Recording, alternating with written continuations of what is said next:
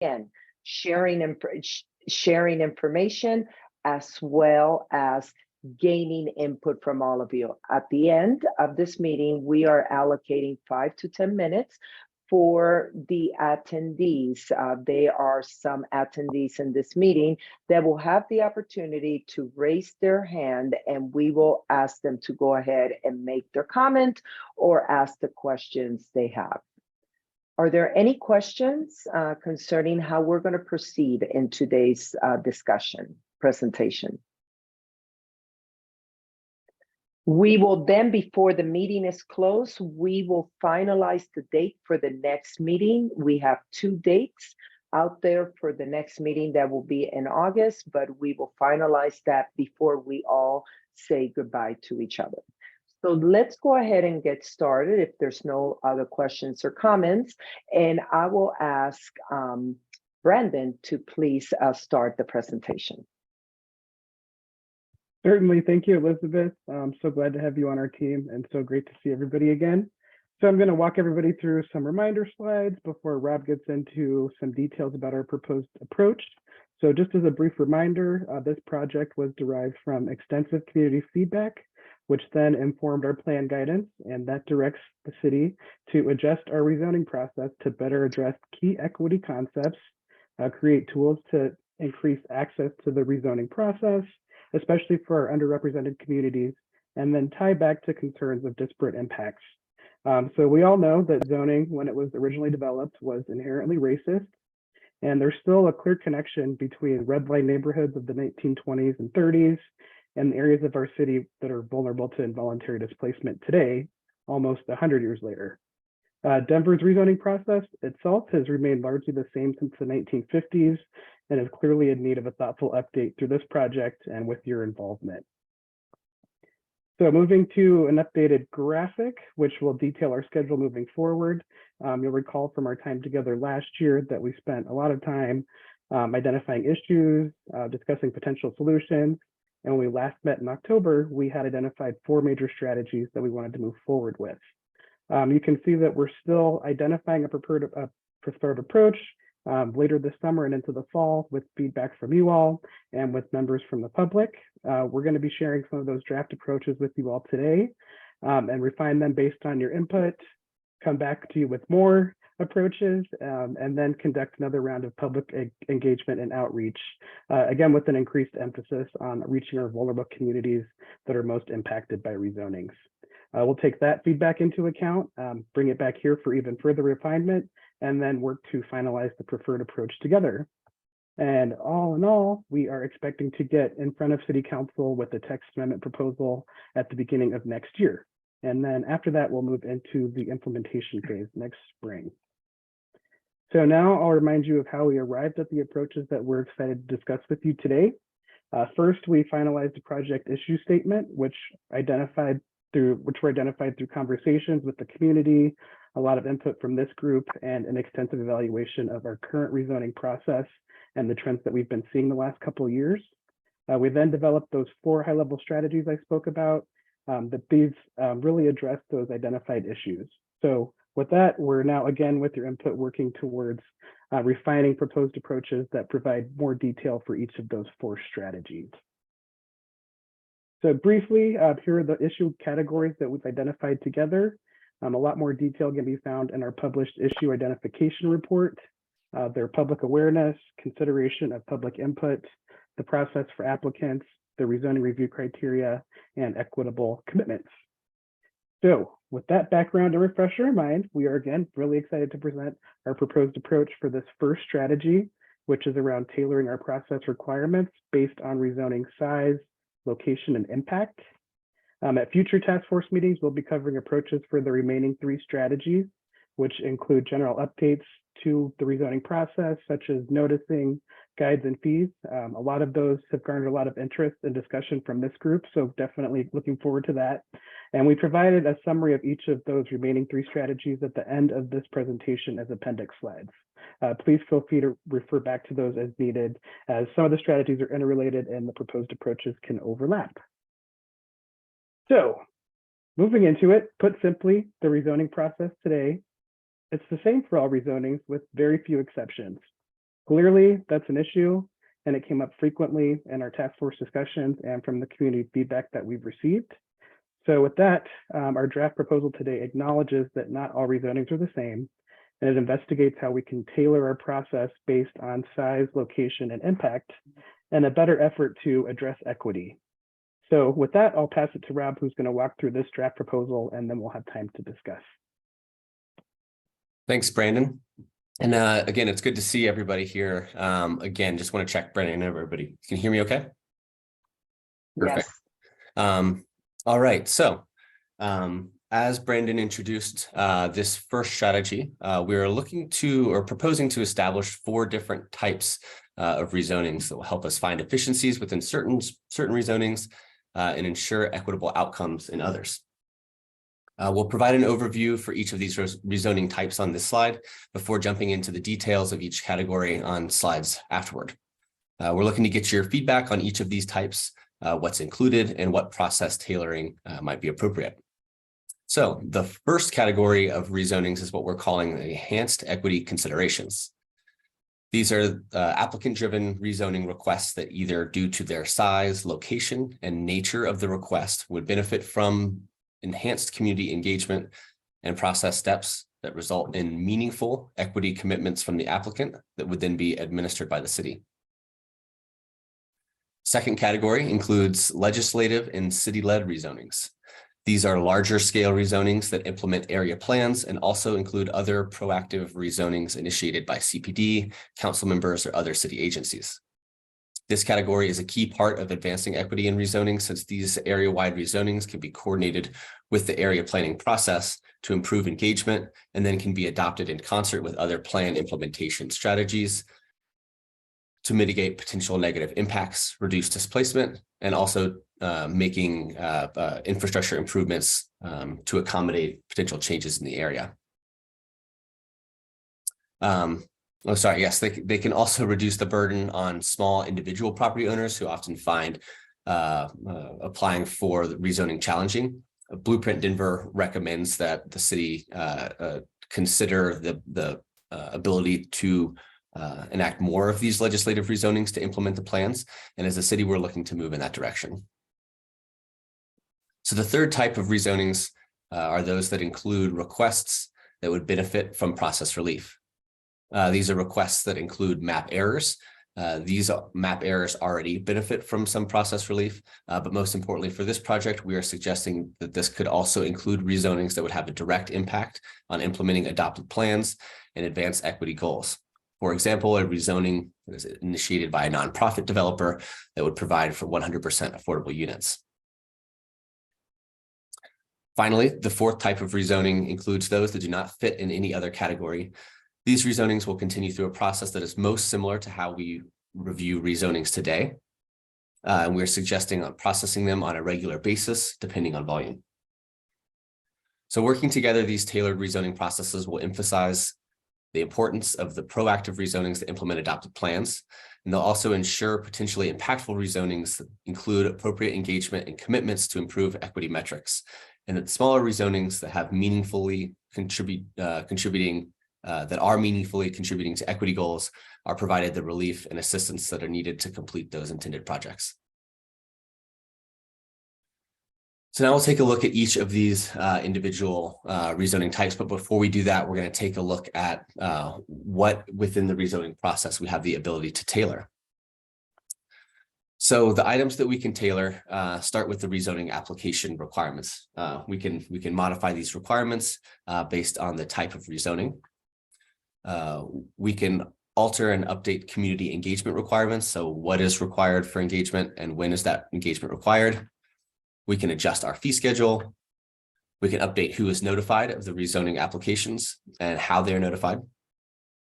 We can establish equity commitments based on the needs of the community. We can modify the time periods for review, and we can tweak the public hearing schedule and process. We will not be proposing any changes to the city charter, which establishes the requirement for a public hearing with city council and a public notice for that hearing. The charter also establishes the protest petition, which will stay in place. So now we'll talk through an example of each type of rezoning. And in doing that, we'll discuss some of the details of which of these items will be tailored under each type. So we'll just touch on the highlights here. This first example is for the enhanced equity considerations category. Is that a developer owns a vacant property that is currently zoned for industrial uses in a Nest priority neighborhood.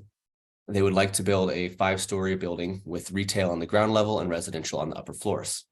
So in order to do that, they're proposing a rezoning to a 5-story mixed-use zone district, and an equity analysis and public input identify the need for affordable commercial space in this neighborhood, and the developer agrees to a commitment to provide such space in the development. So let's take a look at the key process steps and highlight the potential changes. So first step in the process is the applicant would submit the pre-application request. And during the pre-app review, the application is determined to be within this type based on the change in entitlement and its location within a neighborhood equity stabilization neighborhood. Following the pre-app, the applicant completes the required community engagement. An engagement plan is developed in coordination with city staff to reach underrepresented groups. And this community engagement will help inform the equity considerations that result in commitments that would eventually be made by the applicant. The blue text here indicates a change from the current rezoning process. And since today there is no formal engagement required, this step would represent a change. Next step would be the applicant submits their application, which would incorporate the outcomes from that required community engagement. Fees would be assessed commensurate with the additional requirements of this enhanced rezoning process. And then the public notice would be posted and sent to property owners, as well as tenants and occupants within 400 feet. This notice also includes registered neighborhood organizations and council member offices, as it does today. However, the notice radius is increased from 200 feet as it is currently today. The application then proceeds through the public hearing process for planning board and city council, including all of the required noticing and postings that kind of follow the same additional noticing as the step above. And the public input continues through this step. And then finally, current commitments that are informed by the equity analysis and community input are implemented. So in this example, as stated in this example here, the owner has agreed to supply that affordable commercial space. So looking at this type of rezoning, want to ask the question, what types of rezonings would be included in this enhanced type? So within neighborhoods that are vulnerable to displacement, we are considering properties that are larger in size, that have more significant increase in entitlement. In this example, we use neighborhoods identified by the city's neighborhood equity and stabilization team to identify what that vulnerability to displacement is. One example for what a larger rezoning with more significant entitlement increase might be would be a rezoning larger than 10,000 square feet that is not single unit, 2-unit, or row house zone district. Additionally, based on our analysis in recent years, we'd estimate that about 10% of the rezonings may fall into this category.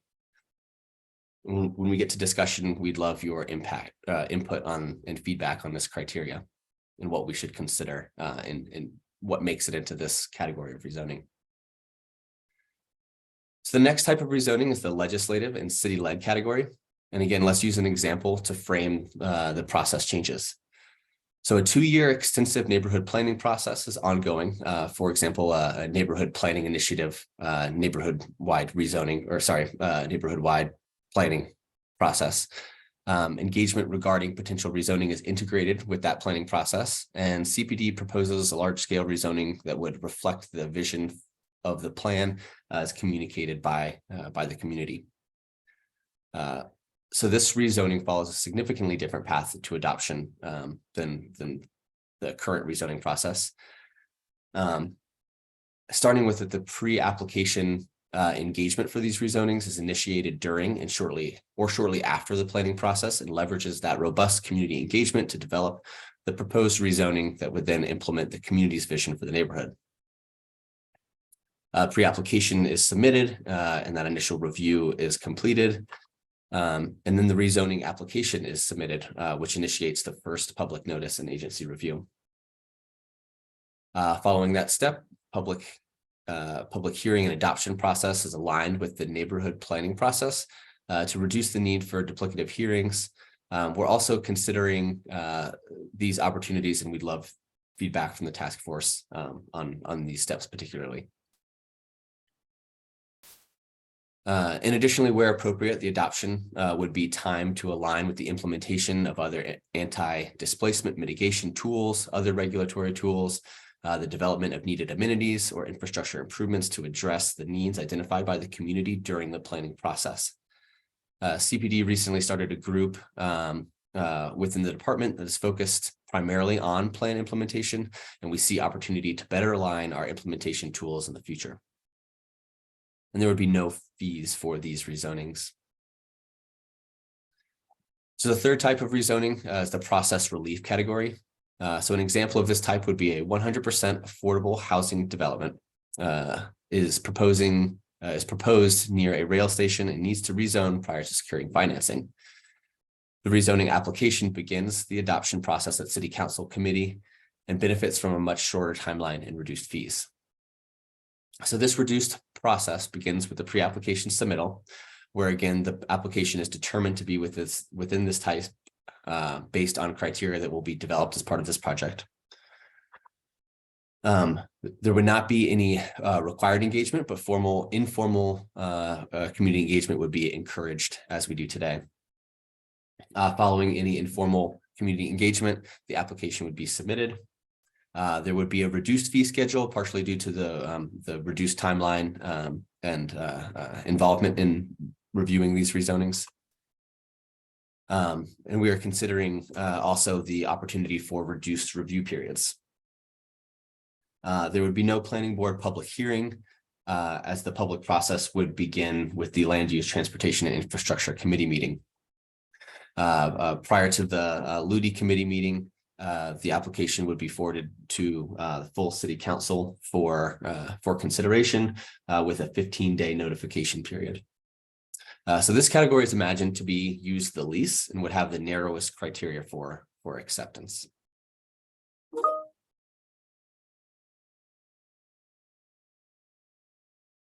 So the last type of rezoning is what we are calling the standard periodic category. This is something that we see as an opportunity to potentially bundle applications for review to create better efficiencies. And with the increase in other categories, such as the legislative rezonings, the rezonings in this category would reduce the number over time. This example explains what these might look like. So from April through June, 4 property owners submit a rezoning application that do not fit within one of the other categories. They are processed and scheduled for the September batch of rezonings that would move through the adoption process. So looking at the individual process steps, first, the pre-application request would be submitted. Informal engagement would be encouraged, but there is no additional requirement beyond what's required today. Then the rezoning application would be submitted. These steps again would occur as they do today. And as described in the example, these rezonings would be scheduled for an upcoming bundle of applications moving forward through the planning board and city council processes. If any applications are similar enough in request, for example, the location or the requested district are the same, they may be reviewed together as a group or shifted into a legislative zoning if that's appropriate. The fees of this rezoning category may be similar to the current fees or slightly increased depending on an ongoing fee analysis that's part of this project. This approach has benefits for applicant, staff, and council by providing more predictable timelines and better managing agendas for planning board and city council. So that is the last of the overview of the 4 processes. I'm passing it off back to Yes. Elizabeth. Yeah, thank you. Not a problem. Thank you, Rob. So before we go ahead and go into the next section, which is gaining the input from the task force members, there's a lot of information that Rob shared here. Are there any questions, comments that you want to bring to light before we go into the Jam boards to have a group interactive exercise? So 2 people have raised their hands. So let's go ahead with Lou. I think you were the first one that raised your hand, and then we will go with Maida. Go Thank ahead, you. Lou.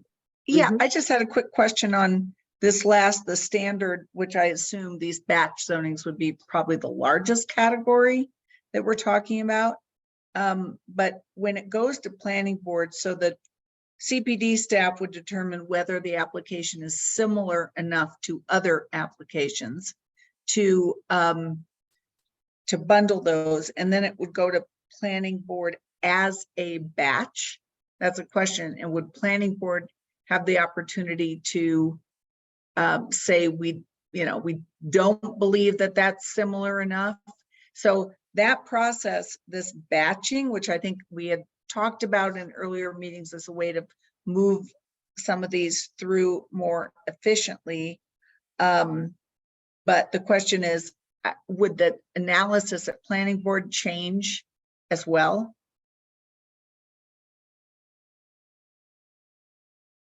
Rob? Yeah, I think the idea is that applications that would be grouped together are those that are similar enough to be grouped together, and then those would be, that analysis would be batched. However, we also anticipate that there would be applications that would, even though their timeline is moving along with the others, would kind of similarly move along and have a similar analysis to how they are today, pending the changes that we make through this project to the rezoning criteria, but kind of are looked at on their own merits as well. I guess my question though, Rob, is just whether we would also have to think about changing the planning board requirements, because they have their own list, checklist. So if we're going to get there, and I think this makes sense and is consistent with what's been discussed, we're also going to have to make the changes to planning board. Yeah, I think you might be right. I think that's something good to consider. Thank you, Lou. I appreciate your questions. Next was Mayra Gonzalez. Mayra, go ahead. Thank you. And I think we touched on this, but I just wanted to get clarification on the process.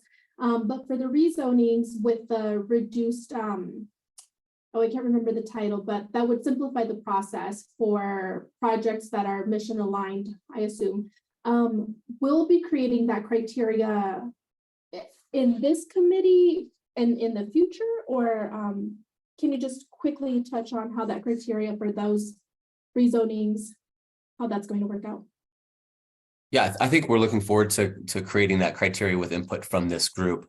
The kind of ambiguous nature of that slide was just to kind of clarify that we haven't nailed down exactly what those projects would look like and how we would deal with that commitment at this point. Liz or Brandon, feel free to jump in if you have a more clear answer. Yeah, I think that's right. I think affordable housing is certainly one that we have identified as often being tied to that financing piece in particular that makes it important to think about that timeline, but we would like discussion. We certainly recognize it needs to be predictable, but would like discussion from this team. And that process relief might be a spectrum of a process relief around fees, for example, but maybe not, but still have the standard hearing schedule. So just thinking through, like, it doesn't mean even within one category that necessarily we have to treat them all the same. Okay. Thank you. Before we go to the other person, Melissa from Councilwoman Sandoval's office was asking if they will be getting a slide deck. I want Brandon, can you answer that quickly so we can move forward to the other task force members? I can certainly send that. Okay, thank you. Thank you, Brandon. So let's go ahead, and next one is Caitlin. You have the floor, Caitlin. Go ahead. Yeah, thank you. And I should be here on screen here shortly as well. Two quick questions. The first, I wanted to confirm that I understood for the enhanced equity considerations and looking at vulnerability, would the decision be based on, is it a nest neighborhood or not, or is it a different group of factors that are looked at to kind of put it into that bucket? Maybe I'll ask that one first and then follow with my second.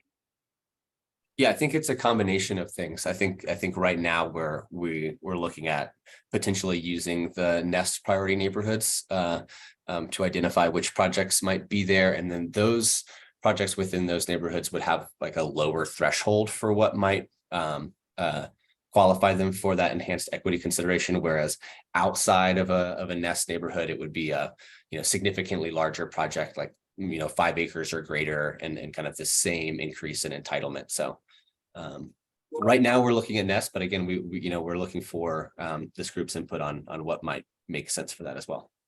Got it. Okay, so thank you. So right now it's kind of an or. It's if it's in a, and for further discussion for this group, but if it's in a nest neighborhood, and then the or is, maybe it's not a nest neighborhood, but it's a larger site. Exactly. Okay. Thanks. And then for the others, I know in the first one, you highlighted kind of those additional notices, which I think are great and something that this group felt strongly on. But the other 3 processes, the level of notice wasn't included on the slides at least. And so for all of those, are they basically the current notice noticing that would take place? Yes, I think that's kind of where we were in our thinking. Again, unless we hear otherwise from this group, that we should be considering making changes to that as well. I think there's that matrix, if you have that from that we sent in advance of the meeting, kind of has that notice, that level of detail is in there. And I just Okay. wanted to clarify quickly on that we are suggesting that for all rezonings that the notice also include tenants. So not just property owners, but businesses or renters that might be nearby or on the property that's proposed to be rezoned. Awesome, thank you. And thank you for highlighting that last page. You're right. It is in the last page of the slide deck you sent, is that matrix. That's super helpful. Thanks. Thank you, Caitlin. So we will go with Joel next, and we're looking at the time. So right now we have Joel, Brittany, no, you have Joel, Steve, Brittany, and Anna, and Q. And I will add Councilwoman Sandoval. After that, we need to go into the group exercise, and then we will open it up for more questions if we have time. So go ahead, Joel. Okay. Yeah, I've got a number of thoughts, but I'll just pick a couple top ones here. And hopefully when we go in our breakout sessions, we won't be limited to talking to just like one of these models, but we'll just get the benefit from being in a smaller group. Thanks to Lou for talking about needing to bring into focus how this is going to work at planning board with batches, because, the rezoning criteria does have to be considered for each item. So it'd be nice to kind of paint a picture of that. My question is there no opportunity for individual rezonings that are not sponsored by the city? They're not part of a legislative thing, and they don't want to wait until a batch. I guess that I'm seeing a kind of a hierarchy here. If you are fortunate to be in an area that has a recent area plan, then a legislative rezoning will follow. That's great. And if you are in sort of no particular rush and you want to benefit from hopefully some smoother process, you can wait and be a part of a batch. But we're going to be in a period for a long time before we've done neighborhood plans everywhere and done follow-up legislative zonings everywhere. So waiting for a neighborhood plan to come around in an area might be many years, and waiting for a batch might add 3 months to an existing 9-month process, essentially. So I'm just I can see a hierarchy of ease, but I was a little surprised that the batch, waiting to be a part of the batch, was going to cost more. Leaving aside periodic fee reviews, the indication that, okay, you're waiting to be a part of a batch and we're going to, charge you more for waiting. That seems a little odd. I would just speak to it, and we're getting a little bit into like the discussion, but I think you're right, Joel, and it might be that maybe the batches are more frequently in the beginning and they are less frequently later, and we might need to have that adjustment and transition, and that and ideally we're not just doing legislative rezonings with the most recent plans, but we're identifying needs across the city where we need to introduce, go back to previous plans, or we see themes where we see that we need to do a legislative rezoning. But I think you are right that we really need that flexibility if that's kind of the place for many rezonings today, for about how often those batches happen, or how that piece might need to transition over time. Yeah, it's great to start with the end in mind, but realize this is a ramping up. I love where this is going to take us in the future. Going back to one of our early meetings, there was an example when we had breakout groups of, let's say there's somebody who's not terribly familiar with rezonings, and they don't have lawyers and they don't have a lot of money, but they have a piece of property that can't be used in its current zoning because its use needs to change, and they need a rezoning. How is any of this lowering their barrier to accessing a daunting process? Okay, let's assume there's no area plan, or they have to wait years for an area plan, a legislative rezoning. Let's assume they're not doing affordable housing. It's just this equity consideration of this person doesn't have the money and sophistication to even know how to approach this. How can we use one of these sets to help them?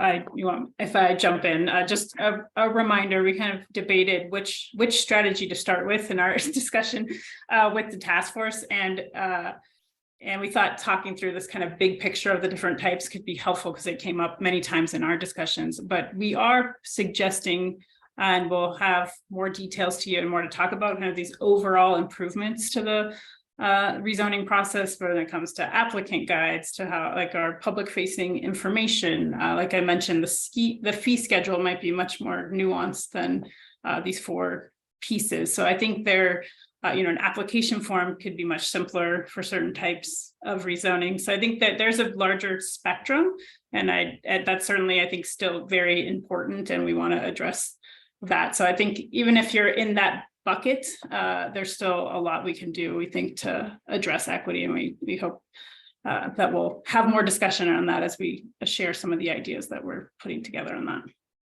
Okay, thank you. Let's move on to Steve, please. Hi, I'm wondering if we could get some ideas about what the coordinated engagement between planning and rezoning on the legislative rezonings would be, because I've got concerns about it from my past experience. I was involved with both the PUD for Broadway Marketplace and the Alameda Station area plan. Took place at the same time period, with the same people involved, often one after another in the same meeting room.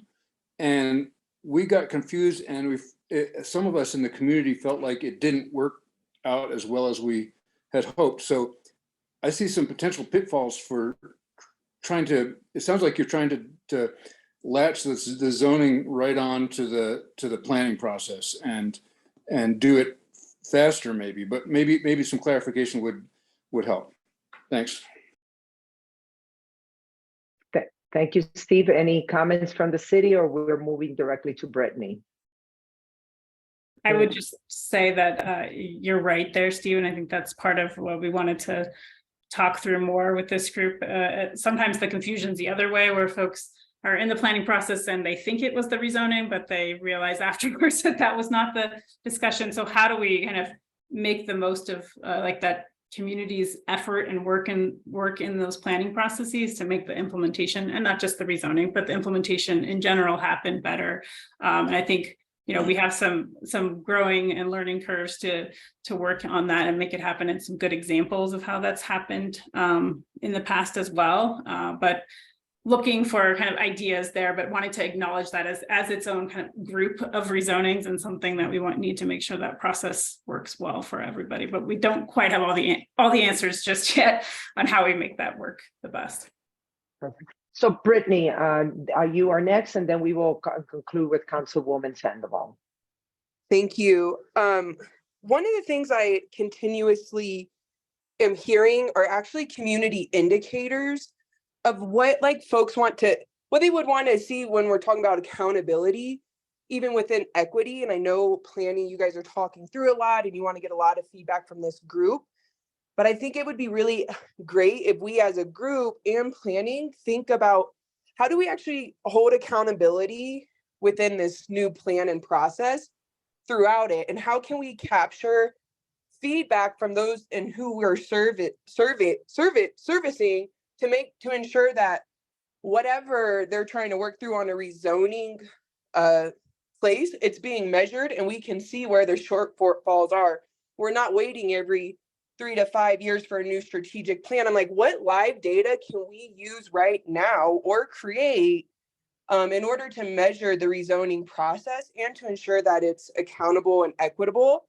There's NOFA funds that folks can access for like different data management scales and different things like that. So as we're looking at these groups and talking as a group, I really want to really talk about how can we measure this work that we're actually doing. And when someone's moving through the process of rezoning, whether it's a developer or someone in the community, what is that experience? And once we can capture those experiences all day, you're able to see your problems or where you're doing really great work at. Is there any part of this discussion that is going to be measuring the outcomes of this work? Out of curiosity. Great question, Brittany. Anybody from the city? I would just say that, Brittany, that is a really good point to bring up. And it's something that we do strive to do more of like how, and I think would be important for us to establish as we come to our proposed, here's our proposed strategy and how are we going to measure that over time and have that, what, especially if we see some of this as kind of transitioning into some of these processes over time, how do we measure it? So I think that's something for us to keep in mind and to be able to communicate. Yeah, I will just say, as a taxpayer of Denver myself, we spent and then spending another year on this task force. I'm like, I actually want to know if this work is actually going anywhere. What is the impact? I don't think data needs to be a central part of our conversation and a part of our decision making as city officials and as city electeds. And right now, I'm just not seeing that emphasis from the city. So I'm like, we're talking about this. Let's talk about what those indicators are so we can actually measure this. So when we come back to this group next year and we're talking about another year of being more equitable or whatever, it shouldn't just continue to be a conversation. I'm like, let's measure this stuff and hold you guys accountable so we too can see the benefit of this work and also see where we need to go. Like, what is the problem and pinpoint it and not just think about it. I really want to I'm a very data-driven person, and I think that's really important. Just as someone moves from homelessness into home ownership and we map out all the social determinants of health, we can do the same thing with this plan. And you guys need to be talking about what these indicators are so you guys can actually measure it, so you can know if your work is actually good or not. So yeah, I want that to be a part of maybe the next group. Okay. If you guys can bring some of those measurements back to this group, I would like to know what we're measuring. Okay, Brittany, I think it's a great point. We all need to be measured and also have standards and then be able to see how it can be sustained and scale. I appreciate your input. Let's go ahead. We need to wrap this up. Councilwoman Sandoval, you will be the last one with a question. Thank you, Elizabeth. I have just wanted to say Northwest Denver has 0 nest neighborhoods, and half of my district won't have a new neighborhood plan. And so I would hope that we can rethink about using nest neighborhoods that change in between the year. Like our nest neighborhoods from last year, from 2022, are different from 2023. And from what I've heard, they might change again in 2024. So I have concerns about using nest neighborhoods as an indicator. And also to Brittany, your point, I agree that we need data and we need data points. My concern is oftentimes in communities of color and disenfranchised in communities of color, you don't have those data points. A lot of data comes from big corporations, and that is something that we've actually talked about at City Council, is using data, but also using community and community organizations and nonprofits, because there are experts, and oftentimes they don't have huge budgets to be able to do huge data projects, to be able to put those out into the ether. And so I want to make sure that we're using our community partners and our community to make sure that they have indicators. And I just want to say, with the bundling, with the idea of the bundling, this is something that I've talked about and I've actually been exploring since 2015. Seattle does this, and it actually works really well. Instead of, because every Monday night for us, we have rezonings. Every 2 times a month, our planning board members on here have rezonings. And so it could be more predictable for our schedules, and it could be more predictable for our workflow, where right now there's no predictability. And I don't think we'd have to create a new criteria for those rezonings. It would just go into this bucket, and it would still be based on the 5 criteria that we would be rezoning. But I hope that we actually do update the 5 criteria of the zoning code, because equity is not part of that criteria factor. They're very, I believe, somewhat antiquated 5 criterion that we have to vote on at City Council. Thank you. Okay, thank you, Councilwoman Sandoval. So we are almost approaching 4 o'clock. We're 2 minutes away from that. I am suggesting to take a nature break for 2 minutes, and then when we come back at 4 o'clock, I will still be here. I'm not going anywhere.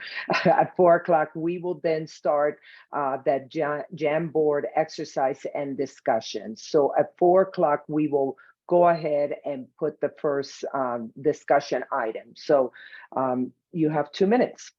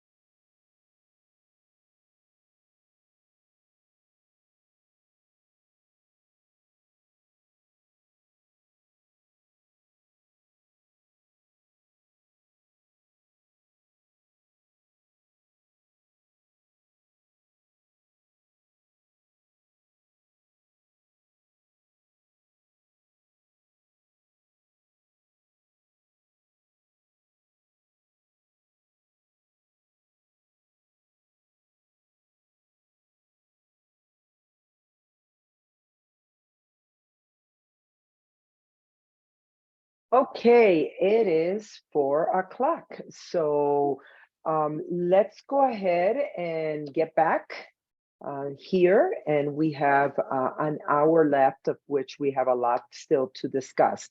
So thank you, everybody, for your interaction, your questions, your comments. This is greatly appreciated. Like I mentioned at the beginning, there's no decisions going to be made here. Actually, what the city wants is to gain your insight and your input on this topic, a very extremely important topic for our lovely city. So let's go ahead and get started. I'm going to ask Brandon to unmute himself and explain the easy technology, I'm going to put in quotes, of the Jamboards, because we have 3 questions that we want to have a discussion. So go ahead, Brandon, you have the floor. Thank you. Yes, certainly we remember doing these in the past as a group. So I just put a link in the chat to the Jamboard that we'll be using today. And then I will also share my screen so folks can get a reminder of what that looks like. Are we seeing that okay? Oh, no, not yet. This one. All right. A lot of screens.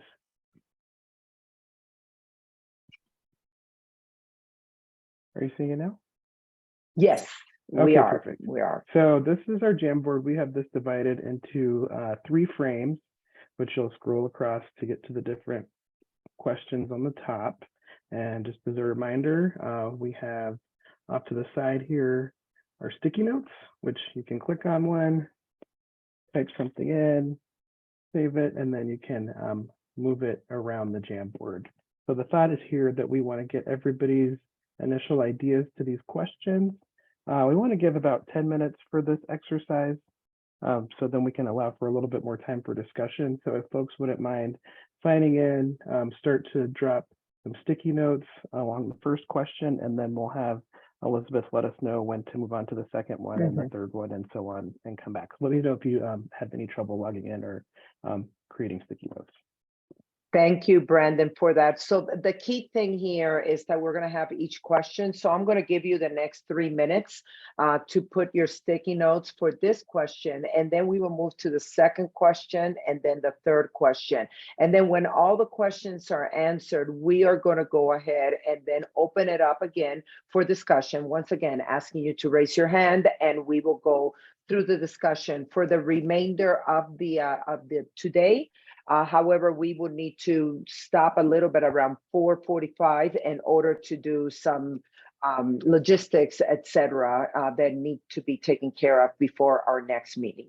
So let's go ahead and get started. And Brandon, if you can eliminate that test thing, and then we can start with the first question. I'll read it once you have it back up, and then people can start adding.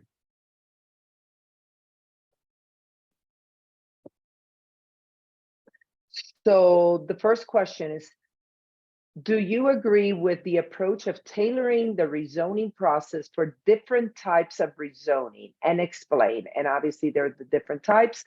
I already see, great, this is wonderful. Thank you for adding your answers. And obviously the 4 are enhanced equity consideration. The second one is legislative city-led. The third is process relief. And the fourth is standard periodic. I appreciate all of you that are starting to add your information here. This is something that the city then can have and use as they continue working with this important topic.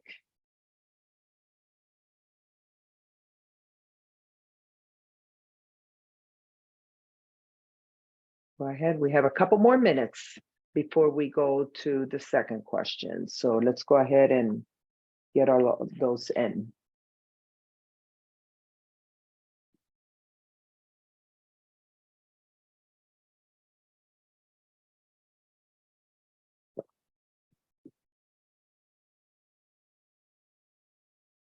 I like the colors chosen. They're not all yellow.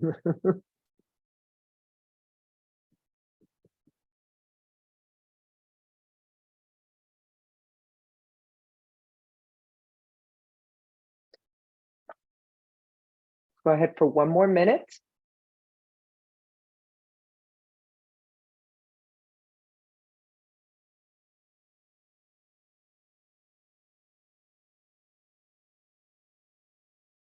Okay. 30 more seconds.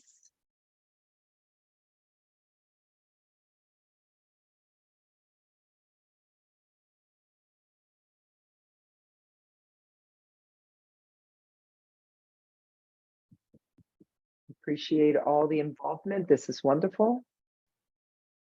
Yeah, really good thoughts in here so far. Yeah, I know. Amazing thoughts. I'm reading some of them like, wow, I need more time to read these, but this is great.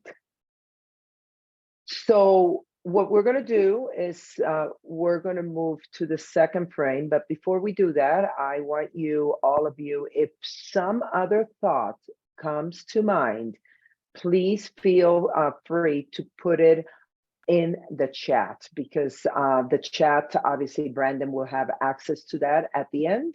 So I want to make sure that that would work. Okay. So. And Elizabeth, a friendly reminder that for housekeeping projects and security, potentially any breach or anything of like, we're going to be closing down the jump boards as soon as the meeting is adjourned. So please, if you have any additional thoughts or comment that you cannot write down right now on the Jumbo board or on the chat, feel free to email them to the team so they can be aware of your thoughts. Thank you.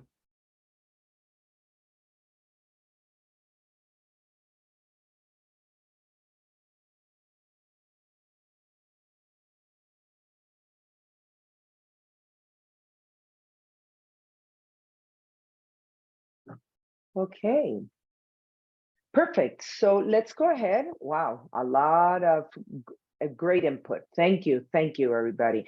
So let's go ahead, Brendan, if you can go ahead and move to the second question, which is, do you suggest any modifications for the proposed tailored rezoning types or their suggested process? I know that conversation began prior to this exercise, so let's go ahead and continue.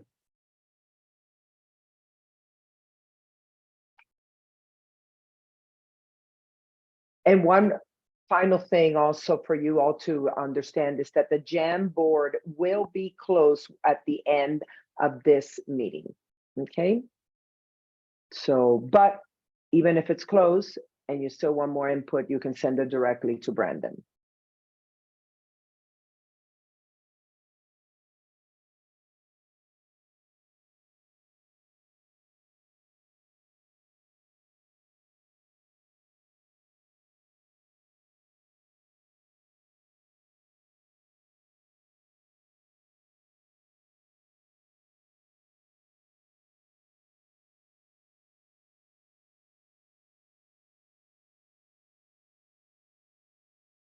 Okay.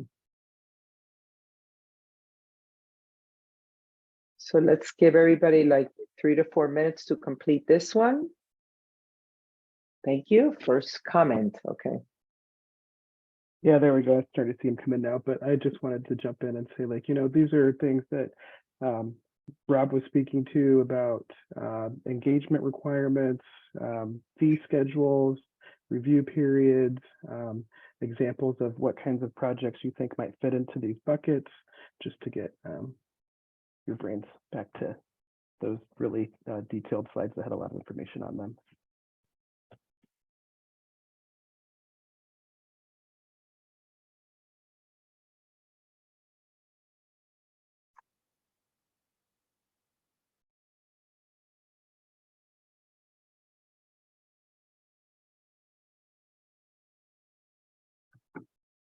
Okay. 2 more minutes. Great comments as well coming in.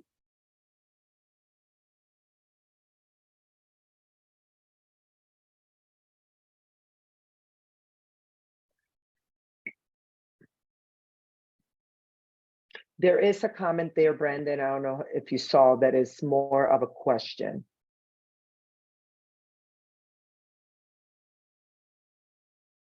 It's, yeah, not that one, that one. Mm-hmm.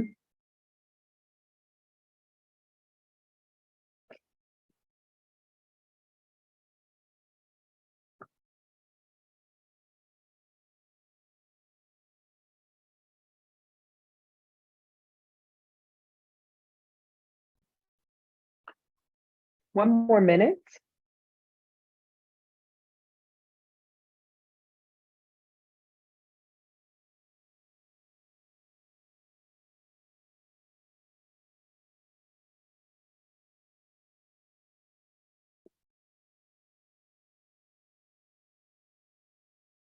Let's do 30 more seconds.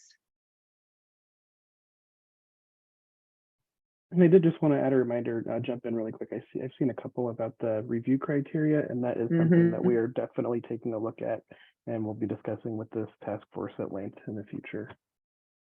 Yes. Okay.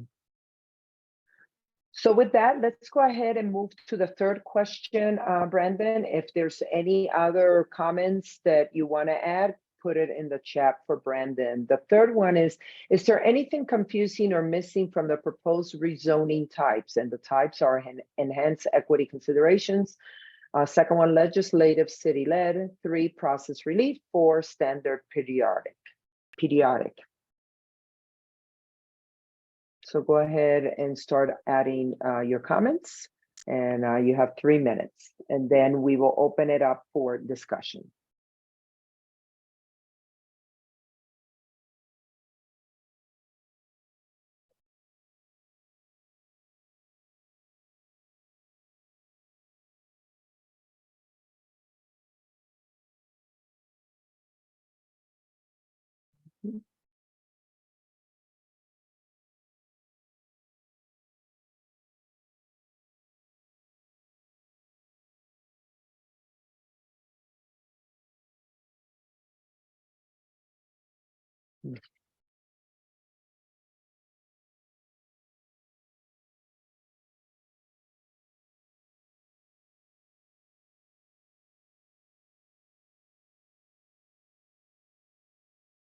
Okay. 1 more minute.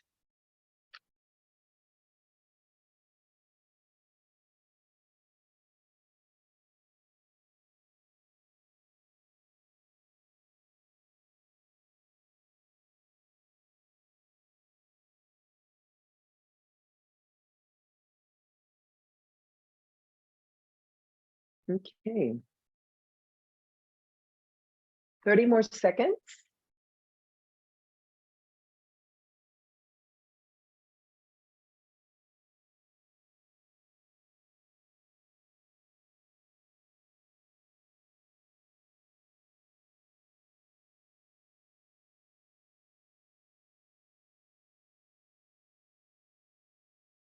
Okay. Perfect.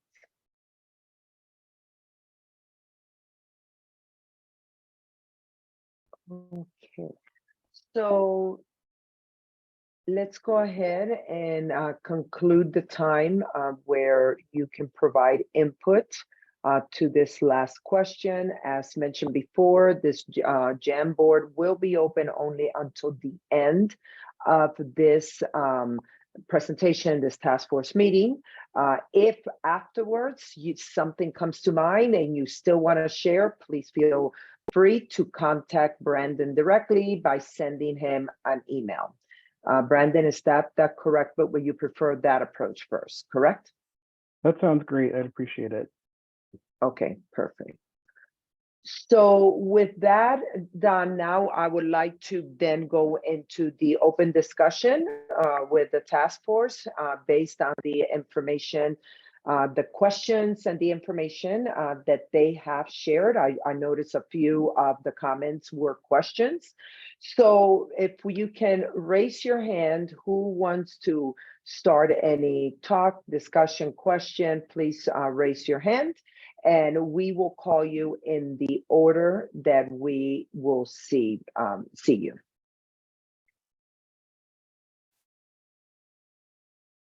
That we will see you raise your hand. My God, that did not sound good. Oh, I said it.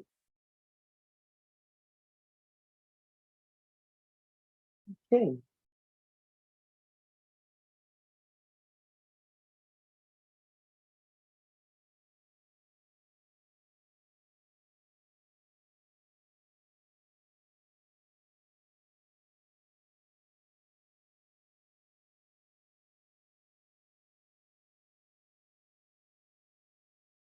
Anybody?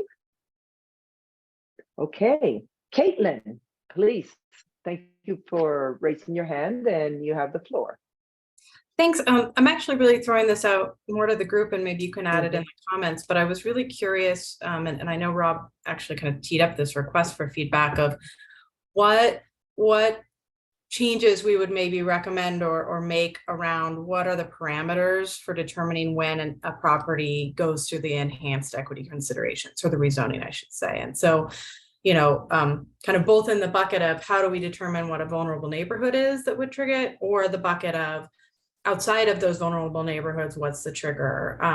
You know, I added a comment that was maybe for outside of it, it's 10 acres because that coincides with the LDR process, which has a community engagement process and larger process. But I'm not necessarily wedded to that. It was just another bar that I was aware of, I guess.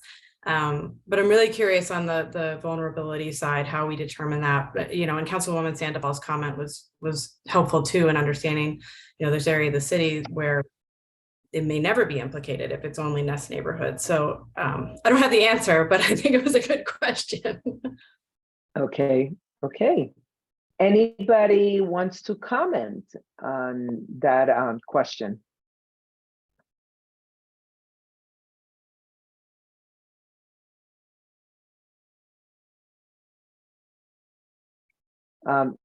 Councilwoman Sandoval, do you want to comment or do you have a question? Okay, question. Okay. Anybody from the city?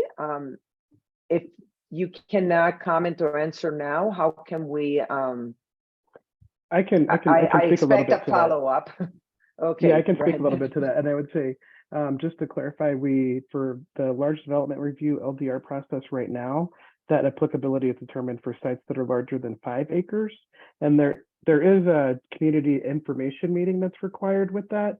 With this project, we've realized that community information meeting is kind of just a one-way communication from the applicant to the community. It's not really taken into account what they might want from the neighborhood, what they see the impacts of development being.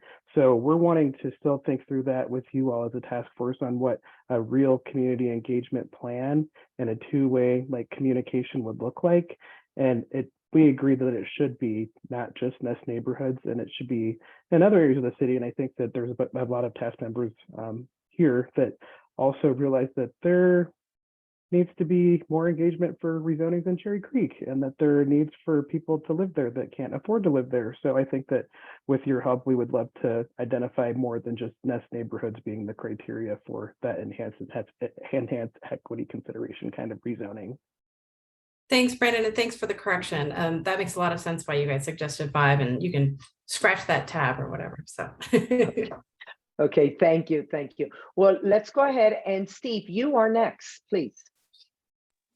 I just wanted to say that you've immersed us into a very complex structure here, and now you're asking if we agree to it right on the spot. And I think, honestly, I'd want to spend more time discussing it before I'd say I agree or don't agree. I think the principle has merit, but I think there's some subtleties that probably won't come out until we've had more time to think about it. Steve, my apologies, but I never asked for, like I said since the beginning, no decisions were going to be made, no agreement. So if I said that word, it was said incorrectly. Actually, this is the opportunity to just discuss. Well, I'm reading the question. It says, does the task force agree? And so I'm trying to answer that question, but I think it's too early to agree. Okay, and duly noted. Perfect. Thank you for sharing that. So Amanda, Councilwoman Sandoval, my apologies, Councilwoman Sandoval. Thank you, Elizabeth.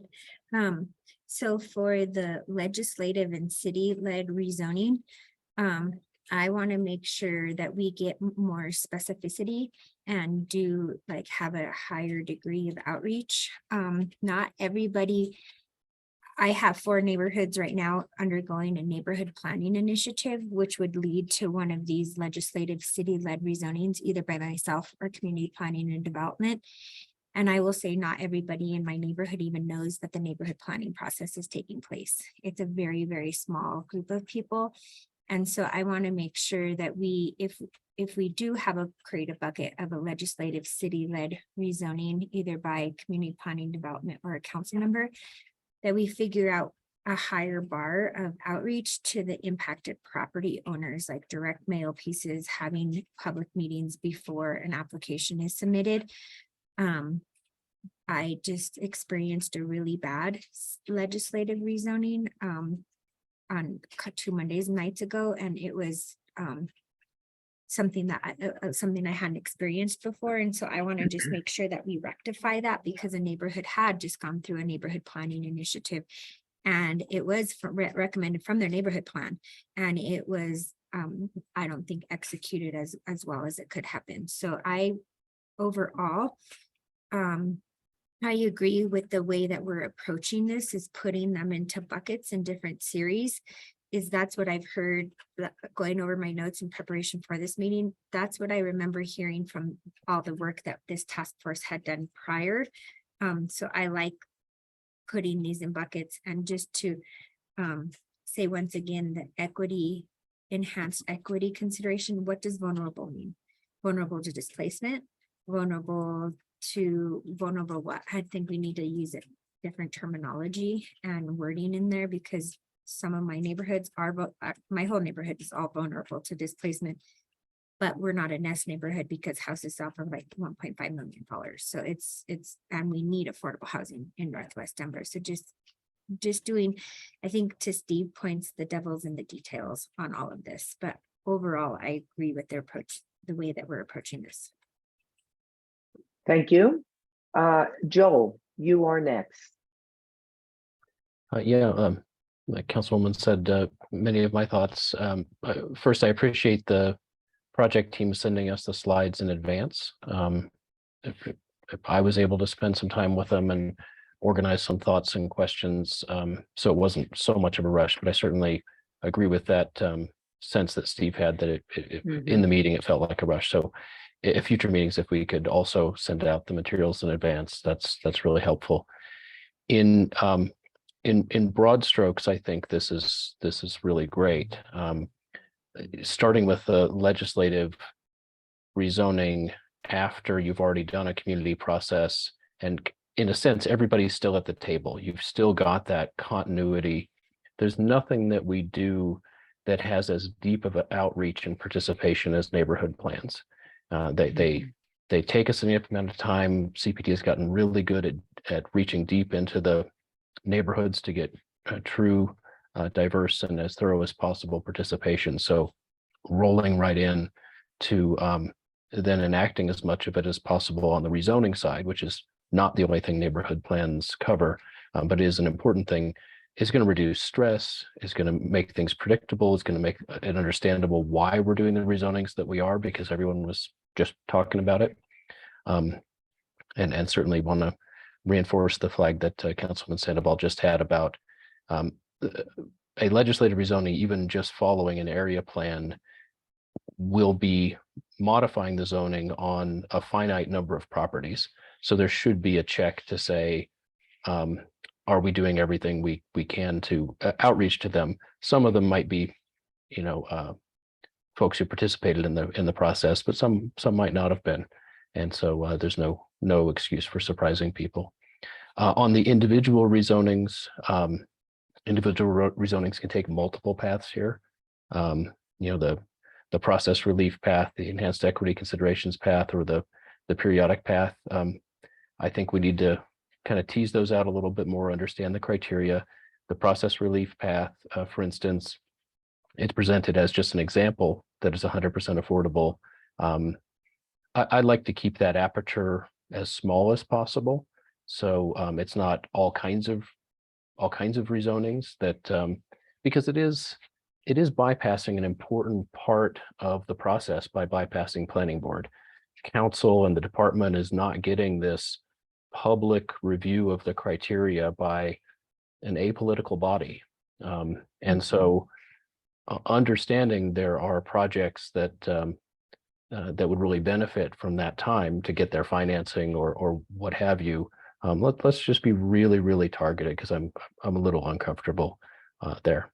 And then back to the point made earlier in the meeting, we need to really paint a picture of what it'll be like to do these batches, because there'll be batches of individual rezonings all of which have to be evaluated against the criteria. That's not one meeting, right? Yeah, that might be 2.5 months of meetings every quarter, right? So they're batched, and I want to unlock the efficiency that we can get on staff's time to free up staff's time to work on things like legislative rezonings. But you've still got, until we really are in the rhythm of doing legislative rezonings over time, this will result in fewer individual rezonings being needed. That's the future. That's great. But in the next few years, there'll be approximately as many rezonings, and each one takes as long as it takes, and to have a hearing and to discuss. Thanks. Thank you, Joe. And now we will go to Lou, please. Yeah, I just had a quick question. I think this the approach of tailoring is very consistent with our prior meetings, and it is the detail that we're looking at, and then we pull that lens in and we try to get some specificity, and then we pull it out and we say, well, how do other initiatives that the city has adopted impact this? And one of the ones I'm thinking of, because in Cherry Creek, we do have a robust area plan. Pursuant to that, we then adopted all the zoning for the business improvement district. We've got areas that are to be zoned, including the large Cherry Creek West project, but it was contemplated in the area plan. But then we look at the fact that, yes, we need more real affordable housing. So people who teach at Brownwell School or work in the bid businesses or need to get to Cherry Creek or would just like to live here can.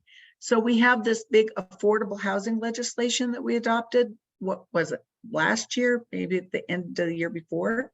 And we've looked at that to say, well, sure, if it's 5 stories, it can go to 7 so that we can get affordable housing.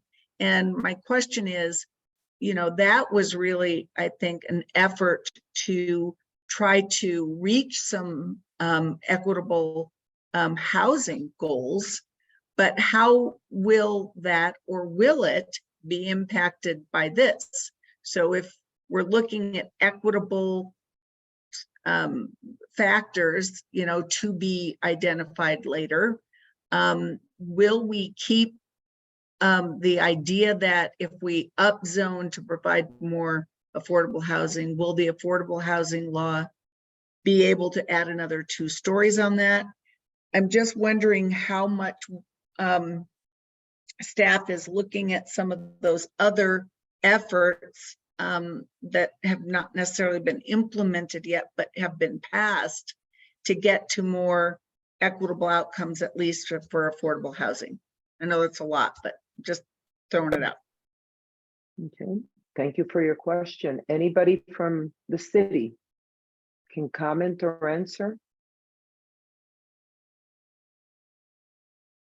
I would just, that's a great comment. And I think it is kind of getting to this kind of the layers of things that are asked of projects or that we're trying to achieve in our neighborhoods. And that is something that we'll need to consider as we have one of these additional commitments that could be made. But I think we see affordable housing kind of as kind of an example. For a number of years, we were getting applicants kind of voluntarily doing housing agreements with the city because we didn't have another tool in place and some at that time. And then we went through a robust process to make mandatory affordable housing and happen not just with rezoning, but all over the city, and have those incentives in place. And that's sort of an example with some of these commitments or things that we hear come up, like the affordable commercial space or things like that. And rezonings, like ideally we would get to a place where we have citywide rules and it's not just rezonings, but that's an opportunity when you're going through a rezoning process to really address some of the other recommendations that we have in our plans to try to get to some of those commitments. So I think just a short answer, we're not suggesting that we would remove anything that's was passed through EHA and those mandatory and incentives that are available. We think there's some opportunity with rezonings to help address some of the other equity issues that we have in our neighborhoods. Okay. Anybody else? We still have time. There are, just to remind everybody, in today's task force meeting, this is the time to have the discussion between the task force members. There is not a breakout group session for this meeting. So if there's any comments, we still have time to have those discussions.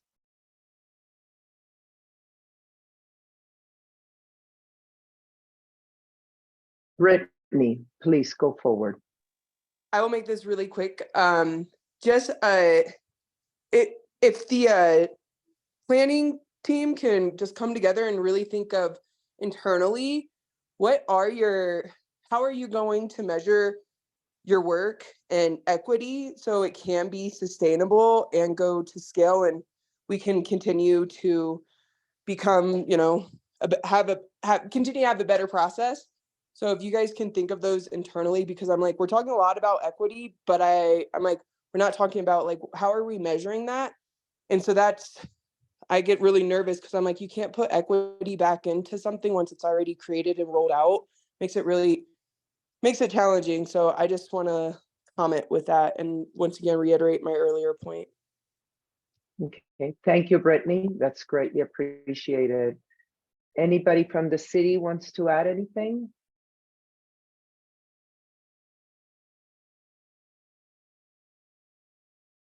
Any of the task force members wants to comment, have a question, or add anything? If not, we will move to the last part of the meeting.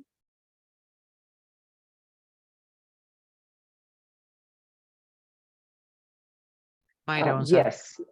Yeah, Mayra, go ahead. Thank you for raising your hand. Thank you. No, not a comment. I just want to highlight, I think, the concern, and Councilwoman brought it up about the fact that some neighborhoods don't have a neighborhood planning initiative or area plan. And one of the concerns that I had written in the jam board was for a legislative rezoning, what happens when the city rezones or applies to rezone for something that is counter the neighborhood plan. And so just wanting to bring that up and second that voice. Okay, I appreciate that, Mayra. Joel, I see you have your hands up. Go ahead. You're muted, Joel. I think we might pause in case CPD wants to respond to that previous item.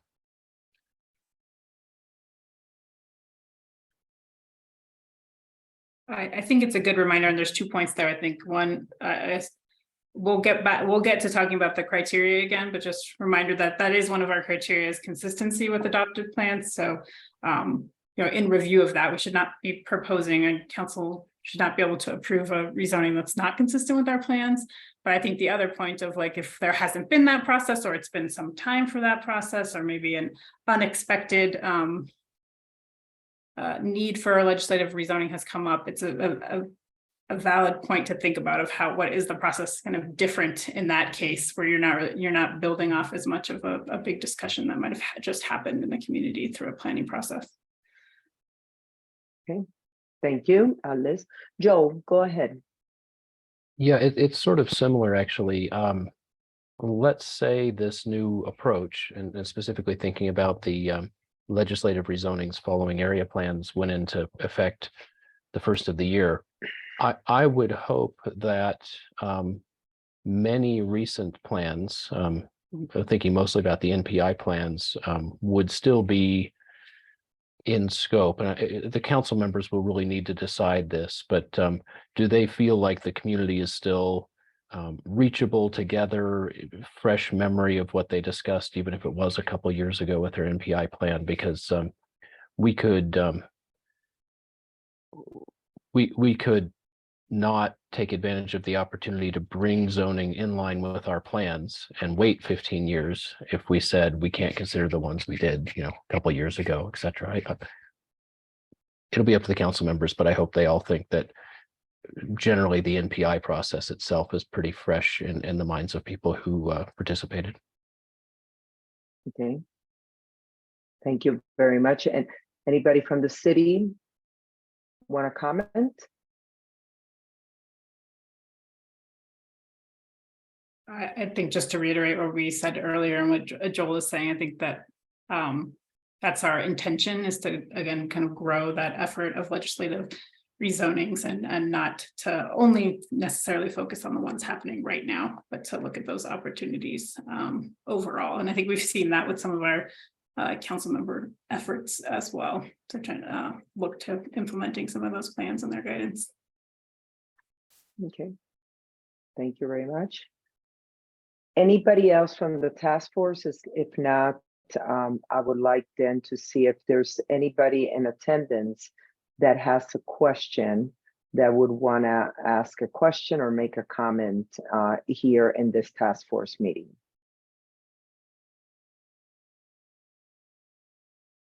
So Virginia, let us know if there's anybody from the public that is not a task force member that is interested in making a comment or having a question for the task force, as well as for the city representatives here, if you see anybody. Brendan, you have your hand up. Go ahead. Yes, thank you. So sorry, I've been hearing a lot about like the data points that we're using and how we report back on how our projects are working and how our plans are being implemented. And I just really wanted to put everybody's attention to the annual update that we do with Blueprint Denver and point everybody to our most recent annual report, which looks like it was just published last week. And in there you can find more definition around the equity metrics that we use, where they come from, the methodology around them. And I think that we're definitely up for exploring how we can use better data points, or how we can update our data points to really paint a better picture about equity and help us get on a better path moving forward. So I just wanted to point that out for everybody, and I'll share the link to that in the chat. Okay. Thank you, Brandon. I see Caitlin, you also have your hands up. Thank you. Thanks, Brandon. I was going to ask if you could share the link. Yeah, we sitting on Plan Board had the opportunity to hear the presentation, and it was fantastic, and digging into the materials, it's even more helpful. But I know we as a board, we're kind of pushing the city to add more layers of data as data gets better. And you just highlighted it exactly. And I think to Brittany's point, there could even be opportunities that, you know, if this project proceeds and a code amendment happens in January, to even layer in some new components for the next round, right? Around these changes and measuring those. So yeah, thank you. And we can even do more. Thank you, Caitlin. Anybody else? I know that my co-pilot here, Virginia, has been asking the attendants if they have a comment or question, but none of them have said yes. Yes, correct, Virginia? That is correct. Okay. Okay. Anybody from the city? Liz, do you have, based on what you have seen with the jam boards and also the discussion here, is there anything you will want to share before we move forward to closing the meeting?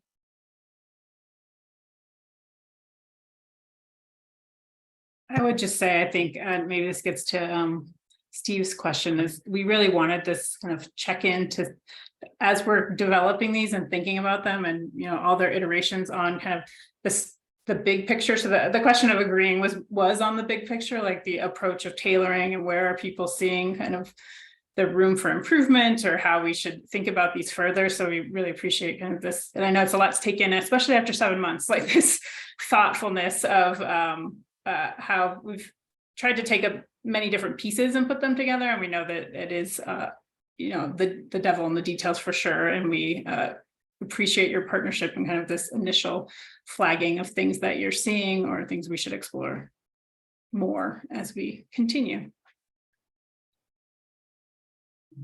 Okay. Anybody else, Brandon? Would you want to, I know that you're the project manager for this, would you want to add anything? Well, I'm not sure. Do we have anyone from the members of the public that wanted to speak? No, No, okay. up to now we don't. So. I asked them via chat, but the chat is not able for them. It's not habilitated. So I don't know if we would like for me to allow them to talk to see if they have any final questions or remarks. I mean, I think if they were interested, they would have already raised their hand. Liz has a comment. Liz, go ahead. I was just seeing if we have a little bit of time. So there was a comment in the Jamboard about wanting more time to provide comments. So if we wanted to give people a few more minutes to write anything into there, if folks would appreciate that, we could potentially do that as well. Yeah, I get Caitlin liked it. I like that. And I just noticed Monica Martinez, welcome. I know that you joined a little bit late. Go ahead. Yeah, hi everybody, nice to see you guys. I'm not going to ask for like a whole meeting summary. Super late, apologies, a lot going on. But I guess just could you let me know, like, briefly, what are our next steps here? So basically, we engaged everybody in a Jamboard type of discussion in which they had 3 questions to review, and they were able to answer the questions about that. And it was based on the 4 approaches concerning the rezoning. Then from there, what we're going to do next is to figure out when is the next meeting, which will happen in August. We have 2 dates in August of which we want to ask for everybody input of what date they prefer, and then we will adjourn. So hopefully that gave you, I mean, that is 50,000 feet elevation at this point. So, and I know Brandon sent the presentation, and I know Brandon would be very open to take a call from you if you have any questions or anything. Most definitely. Okay. So, so do we actually have a couple more minutes. I don't know if people want to go back to those Jamboards and provide any other answers. I see Kate has a question. So let me ask Kate. Kate, go ahead. Yeah, I mean, I know the Jamboard's going to close for editing, but can we get the copies of what the comments were? Because I think that will really help us as we prepare for the next meeting. Yes, Brandon, yes. Brandon was saying yes, and yeah, but Brandon, yes, that is a very good idea. Thank you. Can we put timeline of when they could get the comments, Brandon? Can we set a timeline? Oh, most certainly. I can definitely send those out by the end of the week, along with the presentation. If folks didn't get that beforehand, I'll send out both of those. Okay, perfect. So that is Friday, June 30th. You will have that out to everybody. Okay, perfect. Anything else? Kate Hilbert has a comment or question. Kate Hilbert. Okay. No, sorry, I just didn't put my hand down. That's all. She didn't. Yeah, she already asked the question. So okay. Anything else? Okay, Caitlin, I see your couldn't get to my physical hand button fast enough. So what is the next meeting date? We're going to do that now before we go ahead. I just want to make sure that everybody realizes that the information of the Jamboard will be shared with all of you by June 30th, and the business June 30th, as well as the presentation sent out again. And before the next meeting, we will also send out the presentation ahead of time.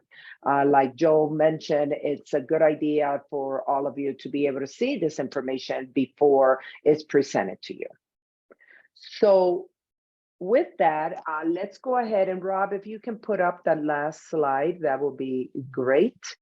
The next steps is to determine the next meeting date, and we are going to do it in a chat approach, of which there are 2 dates that I have been identifying, going with the Wednesday afternoon that I understand that's where people have been looking at, and we are looking at August 9th or August 23rd. So Wednesday, August 9th, or Wednesday, August 23rd from 3 to 5. And what we would like for you to do is for you to put which date do you prefer. If you like both dates, you can put both, but or if you want a preference, first this one, second the other one, then that way we will go ahead and tally that up. Thank you, Monica. She said August 23rd. Lou, you're looking at August 9th. Caitlin, either one. Trina, we're looking at 8/23, August 23. Either one are fine with Anna DeWitt. And if the others either, also Maggie, thank you. We're looking, Joe either works, we'll prefer the 9th, so we start getting back into regular engagement. Great point. Kate, August 23rd, Maggie either, Maida either, Lindsay either. So Steve, either 23rd, slightly better. Thank you, Steve. Anybody else? And I know Virginia is taking note of this. Anybody else? I know a couple people had to step out prior to the conclusion of this meeting, but I think we are going to go with the people that have stayed until the end in terms of determining the next day. And Brandon will be sending out an invite. Melissa Horn mentioned August 9th. So we're looking at that. In the meantime, all updates to the strategy and draft proposal for the others will be shared prior to the next meeting, like we mentioned, but mainly Brandon will be sharing the Jamboards posted by end of business Friday, June 30th, which is a key one. And again, just for you all to know, the website, we put the website link here again.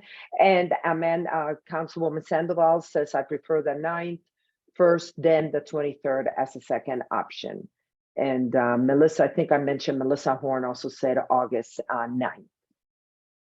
Any other comments from the city people here? Or any other comments from the task force members? And Monica said that she could make the 9th work. Thank you, Monica.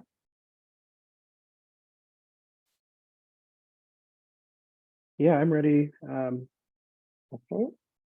You can wrap it up, Brenda. And before you wrapping it up, thank you everybody for being so interactive and providing such important feedback concerning rezoning for the city and county of Denver. Virginia and I appreciate your time working with us. And Maggie says, let's aim for the 9th. Okay, I will leave with that statement. What Maggie Lee says, let's aim for the 9th. With that, I will hand it over to Brandon. Thank you so much, Elizabeth, for being a great facilitator today. I really want to thank everybody on this project team and on the task force for your continued involvement in this project. We will be sharing materials with you on other strategies well in advance of the next meeting. I also wanted to thank members of the public that joined us today.